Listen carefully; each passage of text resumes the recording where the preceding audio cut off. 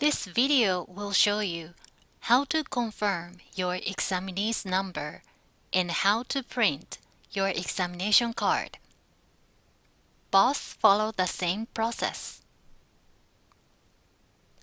First, open UCARO website. Then, click Login. Type your email address and password for UCARO. Then, log in. Scroll down to find Juken list and click See the details. The information you see on this page is the admission application you have submitted. Your examinee's number is shown here.